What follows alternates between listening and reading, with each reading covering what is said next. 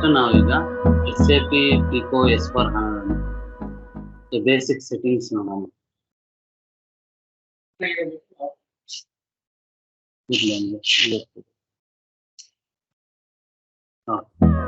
So basic first introduction. So ERP. So ERP ಅಂದ್ರೇನು? ERP stands for Enterprise Resource Planning. All functions are integrated into system. So ಇದೆಲ್ಲ ನಾನು ನಿಮಗೆ ಥಿಯರಿಯಲ್ಲಿ ಹೇಳಿದ್ದೀನಿ. Okay, ERP ಅಂದ್ರೇನು? Okay. So examples of ERP packages. So SAP ಇದೆ, Oracle ಇದೆ, PeopleSoft ಇದೆ, BAN ಇದೆ, JD Edwards ಇದೆ. So next SAP versions ಬಂದ್ಬಿಟ್ಟು ECC6 ಇದೆ, S/4HANA. So ECC6 ಅಂದ್ರೆ database, Oracle database, MySQL database. S/4HANA ಅಂತಂದ್ರೆ HANA database. So SAP has been developed. So ಅವ್ರದೇ ಆದ ಓನ್ database ನ ಡೆವಲಪ್ ಮಾಡಿದ್ದಾರೆ. That is called HANA database ಅಂತ ಹೇಳ್ತೀವಿ. So ECC stands for ERP Central Component. ECC ಅಂದ್ರೆ. So ಯಾವ ತರ ನಾವು SAP ನ ಇಂಪ್ಲಿಮೆಂಟ್ ಮಾಡ್ತೀವಿ ಒಂದು ಕಂಪನಿಯಲ್ಲಿ ಅಂದ್ರೆ, normally when company intends to start SAP in its company, it purchases SAP software. SAP software purchase ಮಾಡುತ್ತೆ. ಪರ್ಚೇಸ್ ಮಾಡಿದ್ಮೇಲೆ ಏನ್ ಮಾಡುತ್ತೆ? Price of SAP software is based on the number of users. So ಎಷ್ಟು ಜನ ಎಂಪ್ಲಾಯ್ಸ್ ಇದ್ದಾರೆ, users ಅಂದ್ರೆ employees, ಎಷ್ಟು ಜನ ಎಂಪ್ಲಾಯ್ಸ್ ಇದ್ದಾರೆ ಆ ಬೇಸಿಸ್ ಮೇಲೆ ಪ್ರೈಸಿಂಗ್ ಡಿಪೆಂಡ್ ಆಗುತ್ತೆ. Okay, so once company purchased the software, so company purchase ಮಾಡಿದ್ಮೇಲೆ it appoints another company for implementation process. So ಒಂದ್ಸತಿ SAP ಲ್ಯಾಬ್ಸ್ ಇಂದ SAP ಪರ್ಚೇಸ್ ಮಾಡಿದ್ಮೇಲೆ ಅನದರ್ ಕಂಪ್ನಿಗೆ ಅಪ್ರೋಚ್ ಮಾಡುತ್ತೆ. ಏನಕ್ಕೆ? SAP ನಮಗೆ ಏನ್ ರಿಕ್ವೈರ್ಮೆಂಟ್ ಇರುತ್ತೋ ಆ ರಿಕ್ವೈರ್ಮೆಂಟ್ ಪ್ರಕಾರ ನಮಗೆ ಇಂಪ್ಲಿಮೆಂಟ್ ಮಾಡ್ಕೊಡ್ಬೇಕು. ಸೊ ಎಕ್ಸಾಂಪಲ್ಸ್ ನಮಗೆ ನೋಡಿ, ಇಲ್ಲಿ ವಿಪ್ರೋ ಇದೆ, TCS ಇದೆ, ಓಕೆ, ಡಿಲಿಜೆಂಟ್ ಟೆಕ್ಕೀಸ್ ಅಂತ ಇದೆ. Next, so both the purchaser and implementer. So purchaser ಅಂದ್ರೆ ಕಂಪನಿ. ಸೊ ಸಪೋಸ್ ನಾನು ಪರ್ಚೇಸ್ ಮಾಡಿದ್ದೀನಿ, ಸೊ ನಾನು then implementer means whoever we have appointed. So ಯಾರಿಗಾದ್ರೂ ನಾವು ಅಪಾಯಿಂಟ್ ಮಾಡಿರ್ತೀವಲ್ಲ, ಅಪ್ರೋಚ್ ಮಾಡಿರ್ತೀವಲ್ಲ ಇಂಪ್ಲಿಮೆಂಟ್ ಮಾಡೋದಕ್ಕೆ, ಅವರು will delegates is employees. So ಏನಂದ್ರೆ ಅವ್ರವ್ರ ಎಂಪ್ಲಾಯ್ಗೆ ಡೆಲಿಗೇಟ್ ಮಾಡಿಬಿಟ್ಟು ಇಂಪ್ಲಿಮೆಂಟೇಷನ್ ಅಲ್ಲಿ ಹೆಲ್ಪ್ ಮಾಡ್ತಾರೆ. So they are called as core team members. Okay, ಅವ್ರಿಗೇನ ಕೋರ್ ಟೀಮ್ ಮೆಂಬರ್ ಅಂತ ಹೇಳ್ತೀವಿ. Structure of core team will be like below. ನೋಡಿ ಇಲ್ಲಿ, ಈಗ ಒಂದು SAP ಸಾಫ್ಟ್ವೇರ್ ನಾವು ತಗೊಂತಾ ಇದೀವಿ ಅಂದ್ರೆ based on modules. So FI module ಬೇಕು, ಕಂಟ್ರೋಲಿಂಗ್ ಬೇಕು, MM ಬೇಕು, SD ಬೇಕು. ಓಕೆ, ಸೊ ಇವೆಲ್ಲ ಮಾಡ್ಯೂಲ್ಸ್. ನೀವು ಯಾವ ಮಾಡ್ಯೂಲ್ಸ್ ತಗೊಂತೀರಾ ಆ ರೆಸ್ಪೆಕ್ಟಿವ್ ಕನ್ಸಲ್ಟೆಂಟ್ಸ್ ನಮಗೆ ಬೇಕಾಗ್ತಾರೆ. Okay, implementer. ಅದೇ ನಾವು ಕಸ್ಟಮರ್, ನನಗೆ ಯಾರ್ಯಾರು ಬೇಕು? FI ಯಾರು ಮೇಂಟೈನ್ ಮಾಡೋದು? ಅಕೌಂಟ್ಸ್ ಮ್ಯಾನೇಜರ್ ಅವನು ಬೇಕು, ಕಾಸ್ಟ್ ಕಂಟ್ರೋಲಿಂಗ್ ಕಾಸ್ಟ್ ಮ್ಯಾನೇಜರ್ ಬೇಕು, costing manager, MM purchase manager ಬೇಕು, SD ಸೇಲ್ಸ್ ಮ್ಯಾನೇಜರ್ ಬೇಕು. ಇಂಪ್ಲಿಮೆಂಟೇಷನ್ಗೆ IT ಸ್ಟಾಫ್ ಬೇಕೇ ಬೇಕು, ಯಾಕಂದ್ರೆ ಬೇಸಿಸ್ ಮತ್ತೆ ABAP ಇಂಟಿಗ್ರೇಟ್. ಸೊ ಇವರೆಲ್ಲ ಏನಂದ್ರೆ, ಸೊ ನನ್ನ ಟೀಮು ಮತ್ತೆ ಇಂಪ್ಲಿಮೆಂಟರ್ ಟೀಮ್ ಕುತ್ಕೊಂಡು ಡಿಸ್ಕಸ್ ಮಾಡ್ಬಿಟ್ಟು they will core team member from purchaser analyses the present business process in the company and prepare the process document for SAP implementation. So ಕುತ್ಕೊಂಡು discuss ಮಾಡ್ಬಿಟ್ಟು, ಇದು ಎಲ್ಲ ಬಹಳ ಇಂಪಾರ್ಟೆಂಟ್ ಇದು. ಸೊ ಡಿಸ್ಕಸ್ ಮಾಡ್ಬಿಟ್ಟು ಈಗ ಎಕ್ಸಿಸ್ಟಿಂಗ್ ನನ್ನ ಕಂಪನಿಯಲ್ಲಿ ಏನಿದೆ ರಿಕ್ವೈರ್ಮೆಂಟ್, ಬಿಸ್ನೆಸ್ ಪ್ರೋಸೆಸ್ ಏನಿದೆ, ಸೊ ಅದಕ್ಕೊಂದು ಡಾಕ್ಯುಮೆಂಟ್ ಪ್ರಿಪೇರ್ ಮಾಡ್ತಾರೆ SAP ಇಂಪ್ಲಿಮೆಂಟ್ ಮಾಡೋದಕ್ಕೆ. ಲೇಟರ್ ಏನ್ ಮಾಡ್ತಾರೆ, SAP consultant after going through the process document, so ನಾವು ಕುತ್ಕೊಂಡು ಪ್ರಿಪೇರ್ ಮಾಡಿದ್ರೆ ನಾವು ಇಂಪ್ಲಿಮೆಂಟರಿಗೆ ಕೊಡ್ತೀವಿ, ಇಂಪ್ಲಿಮೆಂಟೇಷನ್ ಟೀಮಿಗೆ. ಸೊ ಅವ್ರು ಕುತ್ಕೊಂಡು ಏನ್ ಮಾಡ್ತಾರೆ, ಆ ಪ್ರೊಸೆಸ್ ಡಾಕ್ಯುಮೆಂಟ್ ನ ಸ್ಟಡಿ ಮಾಡ್ತಾರೆ. ಏನಾದ್ರು ರಿಕ್ವೈರ್ಮೆಂಟ್ ಬೇಕಾಗುತ್ತೆ ಅದಕ್ಕೊಂದು ರಿಪೋರ್ಟ್ ರೆಡಿ ಮಾಡ್ತಾರೆ, ರಿಕ್ವೈರ್ಮೆಂಟ್ ಗ್ಯಾದರಿಂಗ್ ಅಂತ ಹೇಳ್ತೀವಿ. Series of meeting with the client for understanding the complete process. Suppose ಏನಾದ್ರು ರಿಕ್ವೈರ್ಮೆಂಟ್ ಇದ್ರೆ ನಮ್ ಜೊತೆ ಆ ಇಂಪ್ಲಿಮೆಂಟೇಷನ್ ಟೀಮ್ ಅವರು ಕುತ್ಕೊಂಡು ಡಿಸ್ಕಸ್ ಮಾಡ್ಬಿಟ್ಟು ಕಂಪ್ಲೀಟ್ ಪ್ರೊಸೆಸ್ ನ ಅರ್ಥ ಮಾಡ್ಕೊಂತಾರೆ. So SAP consultant will prepare business blueprint mapping all existing process to SAP. So SAP consultant ಏನ್ ಮಾಡ್ತಾರೆ, ಅವರು ಒಂದು ಬಿಸ್ನೆಸ್ ಬ್ಲೂ ಪ್ರಿಂಟ್ ಪ್ರಿಪೇರ್ ಮಾಡ್ತಾರೆ. ಯಾರು? ಇಂಪ್ಲಿಮೆಂಟೇಷನ್ ಟೀಮ್ ಅವರು ಒಂದು ಬಿಸ್ನೆಸ್ ಬ್ಲೂ ಪ್ರಿಂಟ್ ರೆಡಿ ಮಾಡ್ತಾರೆ. Okay, to map all existing business process and identify the gap which can not be implemented in SAP. So ಏನೇನ್ ನಾವು ಇಂಪ್ಲಿಮೆಂಟ್ ಮಾಡ್ಬೋದು SAP ಅಲ್ಲಿ ಅಂತ ಎಲ್ಲ ಬ್ಲೂ ಪ್ರಿಂಟ್ ರೆಡಿ ಮಾಡಿ, ಯಾವ್ದಾದ್ರು ಆಗಲ್ಲ ಓಕೆ ಅದನ್ನು ಅವರು ರಿಪೋರ್ಟ್ ರೆಡಿ ಮಾಡ್ಬಿಟ್ಟು ಅದನ್ನ ಅನಲೈಸ್ ಮಾಡ್ತಾರೆ, ಯಾವ ತರ ನಾವು ಇದರಲ್ಲಿ ಇಂಪ್ಲಿಮೆಂಟ್ ಮಾಡ್ಬೋದು ಅಂತ. Okay, next basis consultant. Basis consultant will install server. Basis consultant roles ಏನು, ಅವನು ಸರ್ವರ್ ಇನ್ಸ್ಟಾಲ್ ಮಾಡ್ತಾನೆ, ಕ್ಲೈಂಟ್ ನಂಬರ್ ಅಂದ್ರೆ ಯೂಸರ್ ID ಪಾಸ್ವರ್ಡ್ ನಿಮಗೇನು ಸರ್ವರ್ ಕೊಡ್ತೀನಲ್ಲ, ಓಕೆ, ಅದನ್ನ ಕ್ರಿಯೇಟ್ ಮಾಡ್ತಾನೆ. There are minimum 3 types of clients. So 3 types of clients ಅಂದ್ರೆ servers ಅಂತ ಹೇಳಿದ್ದೆ ನಿಮಗೆ ಲಾಸ್ಟ್ ಕ್ಲಾಸ್ ಅಲ್ಲಿ. ಸೊ ಅದು ಯಾರು ಕ್ರಿಯೇಟ್ ಮಾಡ್ತಾರೆ? Basis consultant. It is called system landscape. Interview ಕೇಳ್ತಾರೆ what are the system landscapes ಅಂತ. So development client, quality client, production client. Okay. After completing all necessary setup and installation, this basis consultant will create user ID for business user as well as for consultant to start the work. So basis consultant ಏನ್ ಮಾಡ್ತಾನೆ? ಈ ತರ user names ನ create ಮಾಡ್ತಾನೆ. C ನೋಡಿ ಇಲ್ಲಿ ಒಂದು ಬಂದ್ಬಿಟ್ಟು ಡೆವಲಪ್ಮೆಂಟ್ ಕ್ಲೈಂಟ್ ಗೆ ಸರ್ವರ್ ಕ್ಲೈಂಟ್ ನಂಬರ್ ಸಪರೇಟ್ ಇರುತ್ತೆ, ಕ್ವಾಲಿಟಿಗೂ ಸಪರೇಟ್ 700 ಅಂತ ಇರುತ್ತೆ, ಪ್ರೊಡಕ್ಷನ್ ಗೆ 600. So that is based on server IP address. Development client ಅಲ್ಲಿ ಏನ್ ಮಾಡ್ತೀವಿ? ಎಲ್ಲ ಕಸ್ಟಮೈಸೇಷನ್ ಪರ್ಪಸ್ ಗೆ ಎನೇಬಲ್ ಮಾಡ್ತಾರೆ. Okay. So quality client testing purpose ಗೆ ಯೂಸ್ ಮಾಡ್ತೀವಿ. So production client live. So ಕಂಪ್ನಿಯಲ್ಲಿ ಏನ್ ಲೈವ್ ಯೂಸ್ ಮಾಡ್ತೀವಲ್ಲ ಅದು. ಸಪೋಸ್ ಪ್ರಾಜೆಕ್ಟ್ ಯಾವ ತರ ತಗೊಂತಾರೆ ಅಂತಂದ್ರೆ ಗೋ ಲೈವ್ ಡೇಟ್ ಅಂದ್ರೆ ನಾನು ಇಂಪ್ಲಿಮೆಂಟೇಷನ್ ಟೀಮ್ ಅವರು ನನಗೆ ಕಂಪ್ಲೀಟ್ ರೆಡಿ ಮಾಡ್ಬಿಟ್ಟು ನಮ್ಮ ರಿಕ್ವೈರ್ಮೆಂಟ್ ಪ್ರಕಾರ ರೆಡಿ ಮಾಡ್ಬಿಟ್ಟು ಈ ಡೇಟಿಗೆ ಲೈವ್ ಕೊಡ್ಬೇಕು ಅವರು. ಹೈಪರ್ ಕೇರ್ ಅಂಡ್ ಸಪೋರ್ಟ್ ಅಂತಂದ್ರೆ ಅಟ್ಲೀಸ್ಟ್ 31 days ಇಂಪ್ಲಿಮೆಂಟೇಷನ್ ಟೀಮ್ ಅವ್ರು ನನಗೆ ಸಪೋರ್ಟ್ ಕೊಡ್ಬೇಕು. KT to support team. Suppose ಈಗ ಇಂಪ್ಲಿಮೆಂಟೇಷನ್ ಟೀಮ್ ಅವರು ನಮಗೆ KT ಕೊಡ್ಬೇಕು. KT ಅಂದ್ರೆ ನಾಲೆಜ್ ಟ್ರಾನ್ಸ್ಫರ್ ಅಂತ. So from 1/8/2020 all issues will be handled by support consultant. ಅರ್ಥ ಆಯ್ತಾ? ಸೊ ಯಾವ ತರ ಇರುತ್ತೆ ಕ್ರೆಡೆನ್ಶಿಯಲ್ಸ್ ನೋಡಿ, ಇಲ್ಲಿ ನಿಮಗೆ ಕೊಟ್ಟಿರೋದು ಈ ತರಾನೇ ಇರುತ್ತೆ. ಇದು ತೋರಿಸ್ತೀನಿ ನಾನು ನಿಮಗೆ. ಸರ್ವರ್ ಅಲ್ಲಿ ಅಪ್ಲಿಕೇಶನ್ ಸರ್ವರ್ ಕೊಟ್ಟಿರ್ತಾರೆ. ಸೊ ಇದು ಬಂದ್ಬಿಟ್ಟು development server. Okay. So then instance 0 ಅಂತ ಕೊಟ್ಟಿರ್ತೀವಿ. ಇನ್ಸ್ಟೆನ್ಸ್ ಅಂದ್ರೆ ಸಿಸ್ಟಮ್ 1 2 3 ಆ ತರ. ಇದು ಡೆವಲಪ್ಮೆಂಟ್ ಕ್ಲೈಂಟ್ ಅಂತ, ಇದು ಕ್ವಾಲಿಟಿ, ಇದು ಪ್ರೊಡಕ್ಷನ್. ಸೊ ಈ ತರ ಕ್ರೆಡೆನ್ಶಿಯಲ್ಸ್ ರೆಡಿ ಮಾಡ್ಬಿಟ್ಟು ಕೊಡ್ತಾರೆ. ಯಾರು? ಬೇಸಿಸ್ ಟೀಮ್ ಅವರು. ಸೊ ಲಾಗಿನ್ ಆದಾಗ ಈ ತರ ಲಾಗಿನ್, ಯೂಸರ್ ID ಎಲ್ಲ ಇದು ನಾನು ನಿಮಗೆ ಹೇಳಿದ್ದೀನಿ. ಓಕೆ. ಸೊ ಇದರಲ್ಲಿ ನಮಗೆ 2 ಸ್ಕ್ರೀನ್ ಬರುತ್ತೆ. ಒಂದು SAP, ಇದು ಮೈಂಡ್ ಅಲ್ಲಿ ಇಟ್ಕೊಳ್ಳಿ. SAP ಈಸಿ ಆಕ್ಸೆಸ್ ಸ್ಕ್ರೀನ್ ಅಂತ ಒಂದು, ಅದು ಎಂಡ್ ಯೂಸರ್ ಮಾತ್ರ ಯೂಸ್ ಮಾಡಕ್ ಆಗೋದು. ಓಕೆ. ಇಂಪ್ಲಿಮೆಂಟೇಷನ್ ಗೈಡ್ IMG ಅಂತ ಇರುತ್ತೆ. ಓಕೆ. Reference IMG. ಸೊ ಇದು ಕಸ್ಟಮೈಸೇಷನ್ ಯೂಸ್ ಮಾಡ್ತೀವಿ ಈ ಸ್ಕ್ರೀನ್. ಓಕೆ. ನೆಕ್ಸ್ಟ್. ಸೊ ಇಲ್ಲಿ ನೋಡಿ, ಫಸ್ಟ್ ಇದು ಮೆನು ಬಾರ್ ಇವೆಲ್ಲ ಹೇಳಿದೀನಿ ನಾನು. ಇದು ಸ್ಟ್ಯಾಂಡರ್ಡ್ ಟೂಲ್ ಬಾರ್, ಇದು ಟೈಟಲ್ ಬಾರ್, ಇದು application tool bar, navigation bar, this is command bar, ಇದು status bar. Next, what is session? ನೋಡಿ, ಸೆಷನ್ ಅಂದ್ರೇನು? ಈಗ ನಾನು ಸರ್ವರ್ ಎಂಟ್ರಿ ಹಾಕ್ತೀನಿ.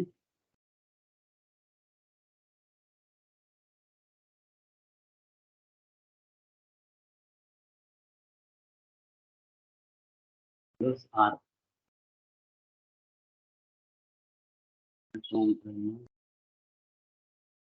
ಇಲ್ಲ ಅಂದ್ರೆ ಇಲ್ಲಿ ರೈಟ್ ಕ್ಲಿಕ್ ಮಾಡಿ ಅದು ಏನಿದು MSTSC ಎಂಟರ್.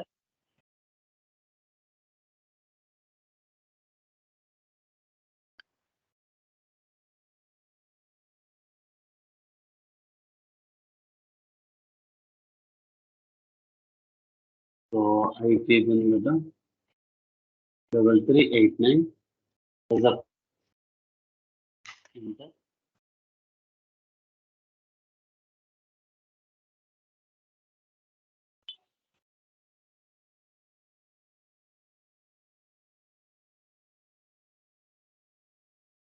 ಸೊ ಇಲ್ಲಿ ಯೂಸರ್ ನೇಮ್ ಬೇರೆ ಇದೆ.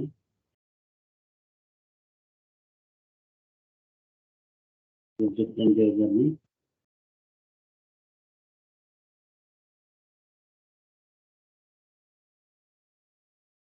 ಸೊ ನಾನು 24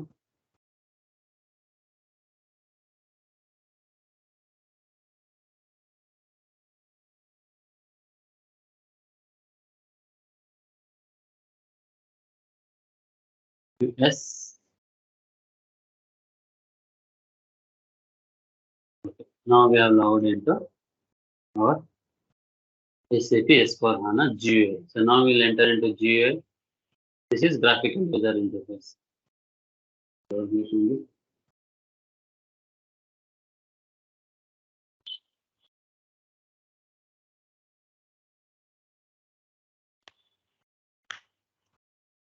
okay.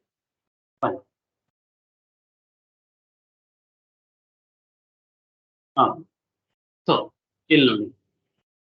So this is your SAP easy access session ಅಂದ್ರೆ ದಿಸ್ ಇಸ್ ಕಾಲ್ಡ್ ಸೆಷನ್. ಇನ್ನೊಂದು ಸೆಷನ್ ಬೇಕು ಸರ್. ಸಪೋಸ್ ನಾನು ಇಲ್ಲಿ FB01 ಅಂತ ಓದ್ತೀನಿ. FB01 FB01. ಸೊ ಇದೊಂದು ಸೆಷನ್ ನಾನು. ಸೊ ಇನ್ನೊಂದು ಸೆಷನ್ಗೆ ಹೋಗ್ಬೇಕು ಅಂತಂದ್ರೆ ಇಲ್ಲಿ here we have new GUI window, new session ನೋಡಿ. Okay, this is called session. Again create new session ಅದಾಯ್ತು. Next move one session to another session, ಅದೇ ಹೇಳಿದೆ. How to close a session. So ಏನಿಲ್ಲ, I press ಮಾಡಿ ನಾನು ಹೇಳಿದ್ನಲ್ಲ. What is transaction code, ಇದು already ಹೇಳಿದ್ದೀನಿ. These are all transaction codes. Okay, next go back to SAP, ಇದು ಅಲ್ಲಿ ಹೇಳಿದ್ದೀನಿ. /n ಯೂಸ್ ಮಾಡೋದು practice ಮಾಡಿದಿರಲ್ಲ. Activating transaction code in SAP menu. So ಇದೇನಂತಂದ್ರೆ ಸಪೋಸ್ ಈಗ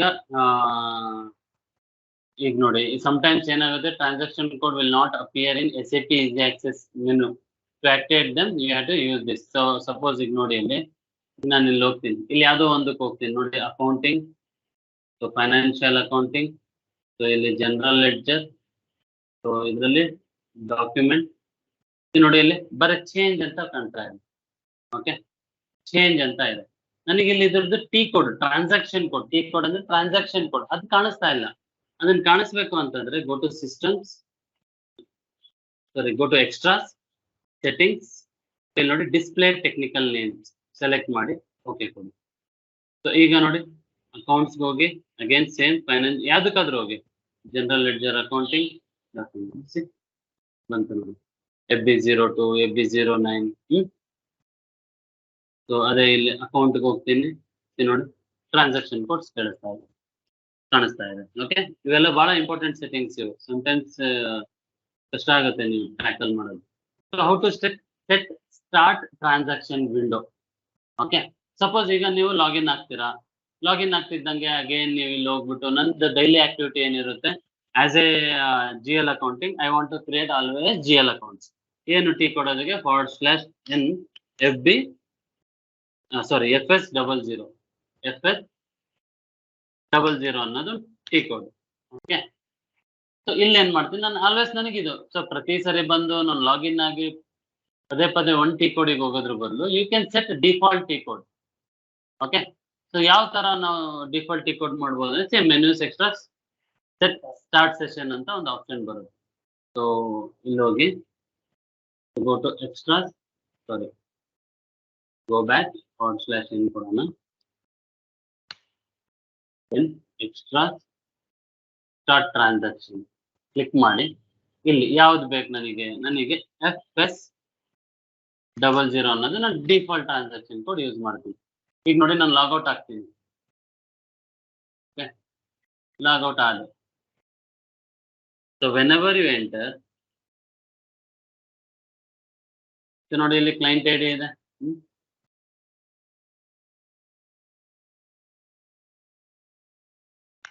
ಎಂಟರ್ ಮಾಡಿ.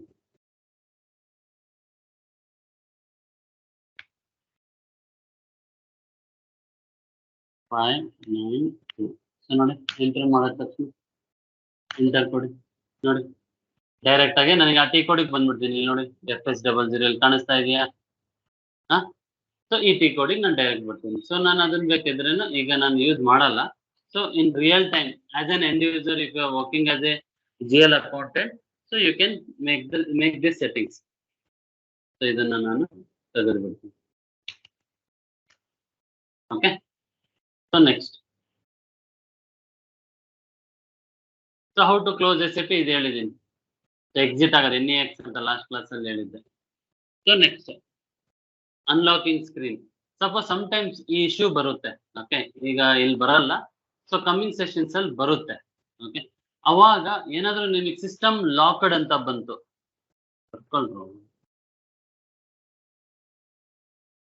ಸಿಸ್ಟಮ್ ಲಾಕ್ಡ್, ಅದು ಇಂಪಾರ್ಟೆಂಟ್ ಅಂತ ಬರ್ಕೊಳ್ಳಿ, ಮಾರ್ಕ್ ಮಾಡ್ಕೊಳ್ಳಿ, ನೋಟ್ಸ್ ಅಲ್ಲಿ ಮಾರ್ಕ್ ಮಾಡ್ಕೊಳ್ಳಿ. ಸೊ ಇಲ್ಲಿ ನೋಡಿ SM12 SM12 ಹೋದ್ರೆ ನೋಡಿ ಇಲ್ಲಿ ನೋಡಿ ಯೂಸರ್ ನೇಮ್ ತೆಗೀರಿ, ಎಂಟರ್ ಕೊಡಿ. ಎಂಟರ್ ಕೊಟ್ಟ ತಕ್ಷಣ ನೋಡಿ ಇವರೆಲ್ಲ ಯೂಸ್ ಮಾಡ್ತಿರ್ತಾರೆ. ಏನ್ ಮಾಡ್ಬೇಕು, ಕ್ಲಿಕ್ ಮಾಡ್ಬಿಟ್ಟು ಅಥವಾ ಕಂಟ್ರೋಲ್ ಎ ಸೆಲೆಕ್ಟ್ ಆಲ್ ಆಗುತ್ತೆ, ನೆಕ್ಸ್ಟ್ ಡಿಲೀಟ್ ಮಾಡಿ. So if you get system locked ಅಂತ ಒಂದು ಎರರ್ ಬಂದೇ ಬರುತ್ತದೆ ಪ್ರತಿಯೊಬ್ಬರಿಗೂ. SM12 ನೋಟ್ಸ್ ಫಾಲೋ ಮಾಡುವ. ಏನ್ ಮಾಡ್ತಾ ಇದ್ದೀರಾ? ಎಲ್ಲಿದ್ದೀನಿ ನಾನು? ನೋಟ್ಸ್ ಓಪನ್ ಮಾಡಿ. ಏನು ಕೊಟ್ಟಿರೋದು ಹೇಳಿ ನೋಟ್ಸ್, ನಿಮಗೆ ಈಸಿಯಾಗಿ ಅರ್ಥ ಆಗ್ಲಿ ಅಂತ.